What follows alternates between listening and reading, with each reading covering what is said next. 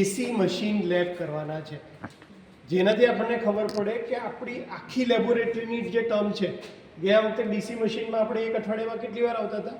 2 વખત આવતા હતા. આ વખતે આપણે ખાલી કેટલી વાર આવવાનું છે? એક જ વખત આવવાનું છે. ટોટલ આપણે 11 પ્રેક્ટિકલ પરફોર્મ કરવાના છીએ. અને એટલા માટે પ્રેક્ટિકલ પરફોર્મ કરતાં પહેલાં આપણને એ આઈડિયા હોવો જોઈએ કે આપણે કઈ પેનલ ઉપર જઈને કયો એક્સપેરિમેન્ટ કરવાના છે. અને પેનલ ચાલુ કરતાં પહેલાં આપણને સપ્લાયનો આઈડિયા હોવો જોઈએ કે ભાઈ કઈ પેનલમાં સપ્લાય કઈ રીતે ચાલુ થશે જેથી કરીને પ્રેક્ટિકલ પરફોર્મ કરી શકે. તો આપણી લેબની અંદર આ રેક્ટિફાયર છે જે ડીસી સપ્લાય આપવાનું કામ કરે. એટલે જો મારે ડીસી મશીન ઉપર કોઈ પણ પ્રેક્ટિકલ કરવા હોય તો મને ડીસી 220 વોલ્ટનો સપ્લાય જોઈએ, કારણ કે આપણી બધી જ ડીસી જનરેટર અને DC motor 220 volt DC supply ઉપર ચાલે. અને એટલા માટે લાસ્ટ સેમેસ્ટરમાં આપણા માટે કમ્પલસરી હતું કે આપણે દરેક વખતે રેક્ટિફાયર ચાલુ કરવું પડે. રેક્ટિફાયર ચાલુ કરવું હોય તો આપણે શું કરવું પડતું હતું? અહીંયા જો આ પાછળ આપણી મેઇન પેનલ છે, આ એસી સપ્લાય આપણે આ રેક્ટિફાયરને આપતા હતા. રેક્ટિફાયરનું કામ શું હોય? એસીનું ડીસીમાં કન્વર્ટ કરવાનું. એટલે પહેલાં તો મારે આ સપ્લાય ચાલુ કરવો પડે. એટલે અહીંયા આ પેનલ ઉપર નંબર લખ્યો છે એસી 17, 2 નંબર તમને દેખાય છે. દરેક પેનલ ઉપર આપણે લેબમાં સ્ટાન્ડર્ડાઇઝેશન કર્યું છે. જેવું ઇન્ડસ્ટ્રીમાં સ્ટાન્ડર્ડાઇઝેશન હોય એવું જ સ્ટાન્ડર્ડાઇઝેશન આપણે લેબોરેટરીમાં કરવાનું કામ કર્યું છે કે ભાઈ સપ્લાય બાબતે S જે 16 છે ને એ સ્વિચનું પોતાનું નામ છે કે ભાઈ આ સ્વિચ મારે કોઈને કેવું હોય કે કઈ સ્વિચ ઉપર જઈને ઊભો રહે તો હું શું કહીશ? S16 ઉપર જઈને ઊભો રહે. એને સપ્લાય ક્યાંથી આવે છે? તો કે ઇનકમિંગ ફ્રોમ PDB1 AC17. એટલે કે PDB1 આ ડિસ્ટ્રીબ્યુશન બોર્ડ 1 જે છે આપણું પ્રેક્ટિકલ લેબનું, એની અંદર AC17 નંબરનો સપ્લાય મારે ચાલુ કરવાનો છે. એ હું ચાલુ કરીશ તો અહીંયા સપ્લાય આવી જશે. અને આ સ્વિચ ચાલુ કરીશ તો સપ્લાય ક્યાં મળશે? રેક્ટિફાયર. અને આખી લેબમાં શું અવેલેબલ થઈ જશે? DC supply. આ વખતે આપણે આ રેક્ટિફાયરની જરૂર છે, કારણ કે આપણા બધા પ્રેક્ટિકલ્સ એના ઉપર છે. એસી સપ્લાય ખાલી સિંક્રોનસ મોટરનો એક પ્રેક્ટિકલ છે કે જેની અંદર આપણને ડીસી સપ્લાયની જરૂર પડશે. એ સિવાયના પહેલા 10 પ્રેક્ટિકલમાં આપણે ખાલી ને ખાલી એસી સપ્લાય ચાલુ કરવાનું છે. બરાબર? તો હવે સિમ્પલ એક એક્ઝામ્પલ જોઈ લઈએ. જેમ કે આપણો બીજો એક્સપેરિમેન્ટ આ છે, identify different parts of induction motor. તો આ 3 ફેઝ ઇન્ડક્શન મોટર છે અને આનો સપ્લાય જે આપણે આપીએ છીએ એ જો અહીંયા કયા નંબરની છે? સચિન આગળ કરો. એસી 15 નંબરની સ્વિચમાંથી આવવો જોઈએ. એસી 15. Yes sir. બરાબર? એટલે અત્યારે હું શું કરું છું, આપણે ક્યાં જશું? મેઇન સપ્લાય છે પહેલાં ત્યાં જશું અને ત્યાંથી એસી 15 ચાલુ કરશું. નીચે ત્યાં શું લખેલું? PDB1. તો આ આપણું શું છે? Distribution board 1. મેઇન આખી બંને લેબોરેટરી, પાવર ઇલેક્ટ્રોનિક્સ અને પાવર સિસ્ટમ, મશીન લેબ, બધાનો સપ્લાય ક્યાંથી આવે? અહીંયાથી. એટલે મેઇન ઇનકમિંગ અહીંયા આવ્યો, અહીંયાથી હું સપ્લાય ચાલુ કરીશ. અત્યારે શું છે? ઓન કરીશ. ઓન કરીને અહીંયા મારે 3 ફેઝના વોલ્ટેજ જોઈ લેવાનું કે ભાઈ 440 આવવા જોઈએ. વોલ્ટેજ કરંટ આને જવાનું અત્યારે સિંગલ ફેઝની અંદર 243 બરાબર છે અને ફેઝ ટુ ફેઝ તો ત્રણેયના ફેઝ ટુ ન્યુટ્રલ વોલ્ટેજ જે છે એ કેટલા છે? 243 અને line to line voltage 450. That means કે 3 સપ્લાય ઓકે છે. તો હવે હું બાકીની સ્વિચ ચાલુ કરી શકું. મારે કઈ ચાલુ કરવાની હતી? એસી 17. તો અહીંયા બધી જગ્યાએ પેનલ ઉપર નોટેશન આપ્યા છે બરાબર. અને અહીંયા બધે શું લખ્યું હશે? જો એ ક્યાંથી આવે છે. ધેટ મીન્સ કે જો મારે આ સ્વિચ ચાલુ કરવી હોય તો મારે કયું ચાલુ કરવાનું છે? એસી 34. હું એસી 34 ચાલુ કરું અહીંયાથી. આ 30, 31, 32, 34. આ 34 ચાલુ કરીશ તો પાવર ક્યાં આવી જશે? ત્યાં મળી. તો આપણી આખી લેબમાં જેવી રીતે ઇન્ડસ્ટ્રીમાં સ્ટાન્ડર્ડાઇઝેશન હોય છે પાવરનું, એવી રીતે આપણે આ સ્ટાન્ડર્ડાઇઝેશન કર્યું છે. બરાબર? આપણે કઈ ચાલુ કરવાની હતી? એસી 17. એસી 17 ચાલુ કરીશ એટલે પાવર ક્યાં પહોંચી જશે? પેલી પેનલની આગળ. અને એની એમસીબી ચાલુ કરશું એટલે સપ્લાય ક્યાં મળશે? ઇક્વિપમેન્ટને મળી જશે. એનો મતલબ આ સેમેસ્ટરમાં આપણે બધા જે એસીના પ્રેક્ટિકલ ચાલુ કરવાના છે તો આપણે કેટલી સ્વિચ ચાલુ કરવી પડશે? 3. કઈ? પહેલા મેઇન એમસીબી, પછી જે પણ ત્યાં ઇનકમિંગમાં જતી હશે એમસીબી નો નંબર લખ્યો હશે એ એમસીબી, અને ત્રીજી પેનલ ઉપરની એમસીબી. આ 3 MCB ચાલુ કરીએ એટલે આપણને આપણી પેનલ ઉપર સપ્લાય મળી જશે. તો ખ્યાલ આવી ગયો? આપણે જ્યારે એક્સપેરિમેન્ટ કરતા હશું ત્યારે હું તમને કહીશ કે ભાઈ આ નંબરની પેનલ છે એને ચાલુ કરવાની છે. તો તમને સિક્વન્સ ખબર હોવી જોઈએ ઇન્ડિવિજ્યુઅલ, બધાને પોતાને ખબર હોવી જોઈએ કે હું કઈ રીતે આનો સપ્લાય ચાલુ કરી શકું. બરાબર? સારું, ચલો નંબરની સ્વિચ ચાલુ કરી, હું અહીંયાથી 15 નંબરની સ્વિચ ચાલુ કરું છું. અને હવે સપ્લાય ક્યાં આવી ગયો? પેનલ ઉપર આવી ગયો, આપણે મશીન ઉપર. હવે હું અહીંથી ચાલુ કરીશ તો તમારું મશીન સ્ટાર્ટ થઈ જશે. તો આવી રીતે જેટલી પણ પેનલની અંદર આપણે એક્સપેરિમેન્ટ કરવાના છે તમારે એક મેઇન MCB, ત્યાં જે બીજી MCB હશે જે સપ્લાય ક્યાં લાવશે પાછળ, અને ત્યાંથી આપણે સપ્લાય ક્યાં લાવશું? અહીં. તો આ આપણો એક્સપેરિમેન્ટ નંબર કયો થવાનો છે?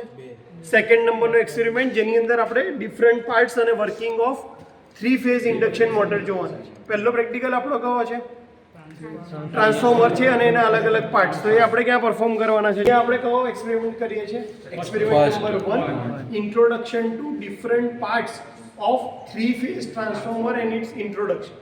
બરાબર? આની અંદર આપણે એની મેઇન ટેન્ક છે, બુશિંગ છે, કન્ઝર્વેટર ટેન્ક છે, ઓઇલ લેવલ ઇન્ડિકેટર છે, બ્રીધર છે, રેડિએટર છે, એ બધી વસ્તુઓ આપણે અહીંયા જોવાના છે. સેકન્ડ એક્સપેરિમેન્ટ ક્યાં કીધું આપણે? 3 ફેઝ ઇન્ડક્શન મોટર. બરાબર? ચલો હવે ત્રીજી પેનલ ઉપર જતા આપણો DOL અને સ્ટાર ડેલ્ટા સ્ટાર્ટરનું પેનલ વાયરિંગ છે. એટલે કે તમને DOL સ્ટાર્ટર જાતે બનાવતા આવડવું જોઈએ અને તમને સ્ટાર ડેલ્ટા સ્ટાર્ટર જાતે બનાવતા આવડવું જોઈએ. તો જે મોટરની કેપેસિટી 5 HP કરતાં ઓછી હોય એમાં તમે DOL સ્ટાર્ટર યુઝ કરી શકો. આને DOL સ્ટાર્ટર કહેવાય. કોઈ પણ AC મોટર માટે આજે કઈ જે આપણે ત્યાં યુઝ કર્યું હતું ત્યાં મોટર કેવી હતી? નાની. એ ખાલી 1.5 HP ની જ છે, 1 HP ની મોટર છે. એટલા માટે એને આપણે DOL સ્ટાર્ટરથી સ્ટાર્ટ કરી શકીએ. તો DOL સ્ટાર્ટરનું અંદરનું વાયરિંગ કઈ રીતે હોય એ આપણે આ પ્રેક્ટિકલમાં જોવાના છે. સેમ વે આ તમારું સ્ટાર ડેલ્ટા સ્ટાર્ટર છે. તો સ્ટાર ડેલ્ટા સ્ટાર્ટરનું વાયરિંગ પણ કઈ રીતે કરે એ આપણે અહીંયા જોવાનું. ત્રીજો એક્સપેરિમેન્ટ આપણો આ બંને પેનલ ઉપર થશે. ચોથો પ્રેક્ટિકલ છે આપણો load test, direct load test on 3 phase induction motor. એ પ્રેક્ટિકલ આપણે અહીંયા કરવાના છે. તો આ આપણી ઇન્ડક્શન મોટર છે અને એના ઉપર એઝ અ લોડ તરીકે આપણે જનરેટર મૂક્યું છે. તો જનરેટર સાથે આપણે લોડ બેંક કનેક્ટ કરી લોડ વધારતા જશું એટલે જનરેટર ઉપર લોડ વધશે અને એ લોડ ઇનડાયરેક્ટલી કોના ઉપર વધશે? મોટર. એની સાથે આપણે ઇનપુટ અને આઉટપુટના રીડિંગ મેજર કરશું, વોલ્ટેજ, કરંટ અને પાવર, અને એના ઉપરથી એ મોટરની એફિશિયન્સી આપણે ફાઇન્ડ કરશું. તો જે આપણો ચોથો એક્સપેરિમેન્ટ છે load test on 3 phase induction motor, એ આપણે ક્યાં પરફોર્મ કરવાના છે? અહીંયા આ સાઈડ. ચલો નંબર 19. દરેક પેનલ ઉપર છે ને આપણે આ રીતે નંબર પણ મારેલા છે કે ભાઈ કઈ પેનલ છે અને ત્યાં કયો એક્સપેરિમેન્ટ થાય. તો direct load test on single phase induction motor આપણે બે જગ્યાએ કરી શકીએ છીએ. એક આપણે પહેલાં જે ત્યાં પેનલ પર જોઈએ અને આ પેનલ ઉપર પણ આપણે ડાયરેક્ટ લોડ ટેસ્ટ કરી શકીએ છીએ. પણ અહીંયા આપણે ડાયરેક્ટ લોડ ટેસ્ટ કરતાં સ્ટાર ડેલ્ટા સ્ટાર્ટરના જે કનેક્શન છે એના માટે પણ આ પેનલને યુઝ કરીએ છીએ. અહીંયા આપણે DOL સ્ટાર્ટર, ત્યાં આપણે જે DOL સ્ટાર્ટર જોયું એ બોક્સની અંદર કવર. અહીંયા સેમ વસ્તુ આપણે છૂટું ઇન્ડિવિજ્યુઅલ થર્મલ રિલે, MCB એટલે કોન્ટેક્ટર તમારું અને ટાઈમર સ્વિચની મદદથી બનાવ્યું છે. તો સ્ટાર્ટરના એક્સપેરિમેન્ટ પણ અહીંયા આપણે કરી શકીએ છીએ અને ડાયરેક્ટ ઓનલાઈન એટલે direct load test on 3 phase induction motor. અહીંયા પણ સેમ સેટઅપ છે. આ તમારું ઇન્ડક્શન મોટર છે અને આ જનરેટર છે.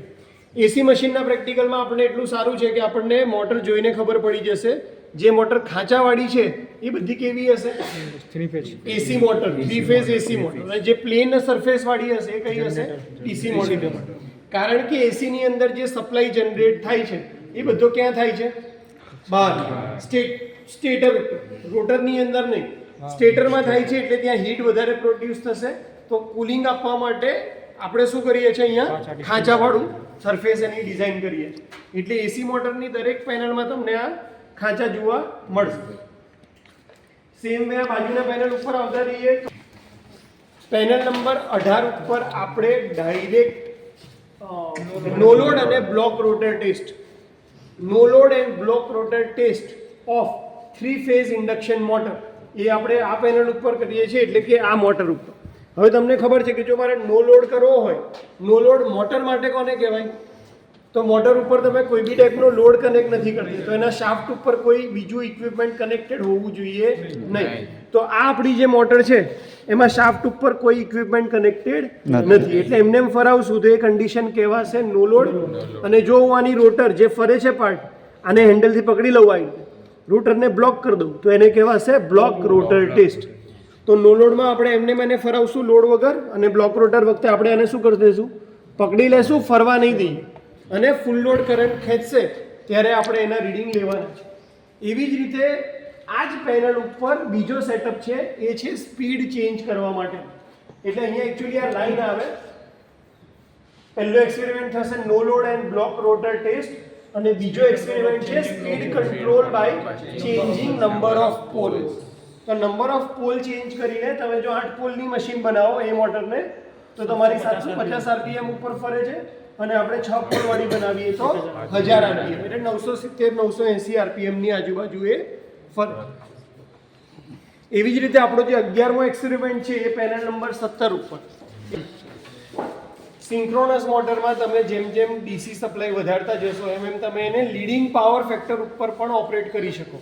જનરલી બધી મોટર કયા પાવર ફેક્ટર ઉપર ઓપરેટ થાય? Leading power.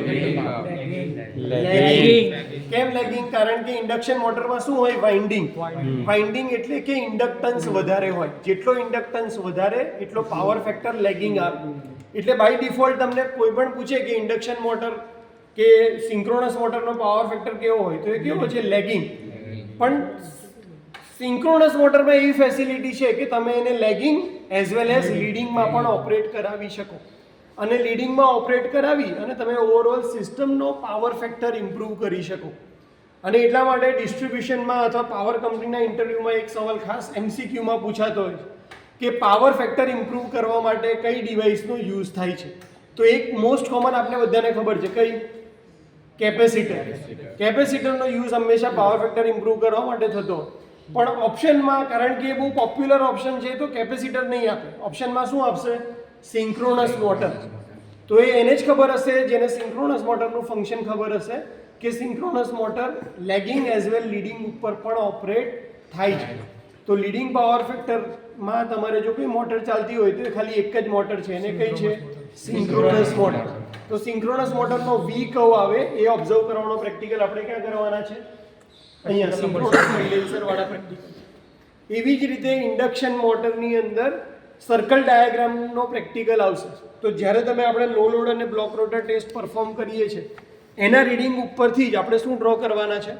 Circle diagram draw કરવાના છે. એ આપણો 7મો કે 8મો એક્સપેરિમેન્ટ છે. હવે 3 પ્રેક્ટિકલ પરફોર્મ કરવાના છે. અલ્ટરનેટર કોને કહેવાય? તો કે એસી જનરેટર.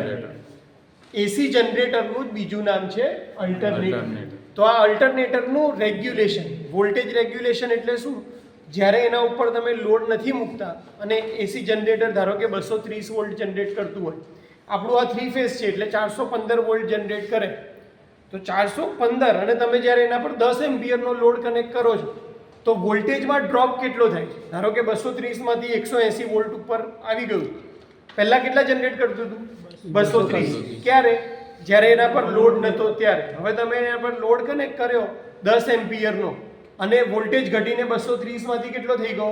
180. એનો મતલબ કે 50 વોલ્ટેજનો ડ્રોપ ક્યાં થઈ જાય છે? અલ્ટરનેટરના પોતાનામાં જ થઈ જાય છે.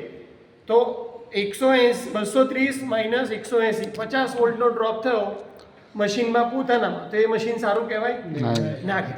વોલ્ટેજ ડ્રોપ બને એટલો કેવો હોવો જોઈએ? ઓછો. એટલે જો તમારે અલ્ટરનેટર લેવા જવાનું હોય અને તમે સ્પેસિફિકેશન વાંચો તો હંમેશા રેગ્યુલેશન એનું કેવું હોવું જોઈએ? ઓછું. આઈડિયલ તો કેટલું હોવું જોઈએ? 0% રેગ્યુલેશન. કે તમે નો લોડ ઉપર કનેક્ટ કરો કે લોડ ઉપર કનેક્ટ કરો, વોલ્ટેજ કેવો રહેવો જોઈએ? 230. પણ 0 વોલ્ટેજ રેગ્યુલેશન પોસિબલ નથી. તો તમારે એવું વોલ્ટેજ રેગ્યુલેશન 1% કે 2% આવતું હોય એવું અલ્ટરનેટર હંમેશા સિલેક્ટ કરવું જોઈએ. આપણે આ મશીન ખાસું જૂનું છે એટલા માટે વોલ્ટેજ રેગ્યુલેશન પુઅર આવે છે. જ્યારે આપણે પ્રેક્ટિકલ પરફોર્મ કરશું ત્યારે તમે ઓબ્ઝર્વ કરશો કે હા ભાઈ, આપણે સ્ટાર્ટ કર્યું ત્યારે તો 415 વોલ્ટ હતા, પણ ઘટતા ઘટતા 370-380 વોલ્ટ સુધી આવી જાય છે. તો વોલ્ટેજ રેગ્યુલેશન કાઢવા માટેની 2 મેથડ છે, એક ડાયરેક્ટ અને એક સિંક્રોનસ ઇમ્પિડન્સ મેથડ. એ આપણા 2 પ્રેક્ટિકલ છે અને બંને પ્રેક્ટિકલ આપણે ક્યાં પરફોર્મ કરવાના છે? અહીંયા આ સેટઅપ ઉપર પેનલ નંબર 3 ઉપર. એમાં આપણે પરફોર્મ એક જ વખત કરશું બીજામાં રીડિંગ લઈ અને એના ઉપરથી સિમ્પલ કેલ્ક્યુલેશન છે સિન્ક્રોનસ ઇમ્પેડન્સના, એ આપણે પરફોર્મ કરવાના છીએ. અને આપણો છેલ્લો 11મો પ્રેક્ટિકલ જે છે એક્સપેરિમેન્ટ છે synchronizing panel for alternator with grid. એટલે આપણે અહીંયા પ્રાઇમ મૂવરની મદદથી અલ્ટરનેટરની અંદર એસી સપ્લાય પ્રોડ્યુસ કરશું અને એ એસી સપ્લાય આપણે કોની સાથે કનેક્ટ કરશું? ગ્રીડ. એટલે જ્યાંથી આપણે ડિસ્ટ્રીબ્યુશનમાંથી આપણને જે સપ્લાય આપે છે એમાં આપણે સપ્લાય શું કરશું? પાછો જવા દઈશું. જેવી રીતે સોલર ઘર ઉપર કનેક્ટેડ હોય તો સોલરમાંથી સપ્લાય ક્યાં આવે છે? તમારા ઘરમાં આવે છે? ના, સોલરમાંથી સપ્લાય ક્યાં જાય છે? ગ્રીડમાં. અને ગ્રીડમાંથી તમારા ઘરમાં આવે છે. ડાયરેક્ટ આપણે સપ્લાય આપણા ઘરમાં સોલર વાળો યુઝ કરતા નથી. એવી જ રીતે અલ્ટરનેટરનો સપ્લાય જો તમારે ગ્રીડમાં જવા દેવો હોય તો આપણે શું મેઇન એની કન્ડિશન શું હોય? વોલ્ટેજ વધારે રાખવા પડે. જે હું વોલ્ટેજ અહીંયા જનરેટ કરું છું એ વોલ્ટેજ મારે કેવા રાખવો પડે? વધારે. શેના કરતા? ગ્રીડના વોલ્ટેજ કરતા. જો ગ્રીડના વોલ્ટેજ 415 હોય તો મારે અહીંયા 425 વોલ્ટ રાખવું તો સપ્લાય અહીંયાથી ક્યાં જશે? ગ્રીડમાં જશે. કારણ કે કરંટ ફ્લો હંમેશા ક્યાં થાય? Higher potential to lower potential. એટલે જો હું આનો સપ્લાય 400 વોલ્ટેજ રાખું તો હું ગ્રીડમાં કોઈ દિવસ પાવર મોકલી શકીશ નહીં. આ સેમ વસ્તુ તમે જો પાવર પ્લાન્ટમાં કામ કરવા જતા હશો તો ગમે ત્યાં કામ કરવા જતા હશો ત્યાં તમને કામ લાગવાનું છે કે તમારે હંમેશા સેન્ડિંગ એન્ડના વોલ્ટેજ કેવા રાખવા પડશે? વધારે. તો જ તમે રિસીવિંગ એન્ડ સાઈડ ઉપર પાવર મોકલી શકશો. તો સેમ એક્સપેરિમેન્ટ આપણે અહીંયા પરફોર્મ કરવાના છે અને એમાં સિન્ક્રોનાઇઝેશન કરવું પડે ગ્રીડ સાથે. તો એના માટે આપણે ડાર્ક લેમ્પ મેથડનો યુઝ કરવાના છે અને આ એક જોવા જેવો સારો એક્સપેરિમેન્ટ છે. ડિપ્લોમા લેવલ ઉપર આ એક્સપેરિમેન્ટ ખરેખર જોવા જેવો છે કારણ કે same process, identical process power પ્લાન્ટમાં ફોલો કરવામાં આવે છે કે ભાઈ જે બે વસ્તુને તમે જોડો છો એ બંનેની ફ્રીક્વન્સી કેવી હોવી જોઈએ? સરખી. તો એ વસ્તુ જોઈન થશે. તો આપણે ગ્રીડની ફ્રીક્વન્સી અને આપણી અલ્ટરનેટરની ફ્રીક્વન્સી મેચ કરવાના. એ મેચ કરશું પછી જ આપણે સપ્લાય ગ્રીડમાં જવા દઈશું. તે પ્રોસેસ પણ આપણે કરવાના છે અને એક્સપેરિમેન્ટ ક્યાં કરવાના છે? અહીંયા. હવે ખાલી એક જ એક્સપેરિમેન્ટ બાકી રહ્યો, એ છે સિંગલ ફેઝ ઇન્ડક્શન મોટર ઉપર નો લોડ અને બ્લોક રોટર ટેસ્ટ. તો જેવી 3 ફેઝ મોટર હતી એવી જ આપણી પાસે એક સિંગલ ફેઝ ઇન્ડક્શન મોટર છે. એને પણ આપણે કોઈ લોડ કનેક્ટ કર્યા વગર ફેરવશું એટલે નો લોડ ટેસ્ટ, અને એની રોટરને બ્લોક કરી અને એને રીડિંગ લેશું એટલે આવશે બ્લોક રોટર ટેસ્ટ. તો આ 11 એક્સપેરિમેન્ટ આપણે આખા સેમેસ્ટરમાં ટર્ન બાય ટર્ન પરફોર્મ કરવાના છે અને પેનલમાં તમને સપ્લાય ચાલુ કરતા આવડે એ મારો મેઇન ઇન્ટેન્શન છે. બધાને કઈ રીતની સપ્લાય અરેન્જમેન્ટ છે ખબર પડી ગઈ? ધારો કે આ પેનલ છે, આ મારે ચાલુ કરવી હોય ક્યાં ચાલુ કરીશ? ત્યાંથી જઈને S14 જે નંબર લખ્યો હોય ઇનકમિંગ વાળો એ સ્વિચ તમારે શું કરવી પડશે? ચાલુ કરવી પડશે. ત્યાંથી ચાલુ કરવાની, અહીંયાથી ચાલુ કરવાની એટલે સપ્લાય ક્યાં આવી જશે? પેનલ ઉપર આવશે. પછી તમે જે સ્ટાર્ટ સ્ટોપ બટન દબાવશો એ બધાથી ચાલુ થશે. તો આપણા મોટા ભાગના એક્સપેરિમેન્ટ 3 ફેઝ ઇન્ડક્શન મોટર ઉપર છે, એક સિંગલ ફેઝ ઇન્ડક્શન મોટર ઉપર, એક સ્ટાર્ટર ઉપર અને બાકીના 3 અલ્ટરનેટર ઉપર છે. 2 અલ્ટરનેટરનું વોલ્ટેજ રેગ્યુલેશન, એક અલ્ટરનેટરનું સિન્ક્રોનાઇઝેશન ગ્રીડ સાથે અને એક એક્સપેરિમેન્ટ સિન્ક્રોનસ મોટર ઉપર છે. બરાબર. તો આ એસી મશીન લેબનું આપણું ઇન્ટ્રોડક્શન હતું કે ભાઈ લેબ ચાલુ થતાં પહેલાં તમને એટલીસ્ટ પેનલ, એનો સપ્લાય, કઈ જગ્યાએ કયા એક્સપેરિમેન્ટ પરફોર્મ કરવાના છે એના વિશે ખ્યાલ હોવો જોઈએ.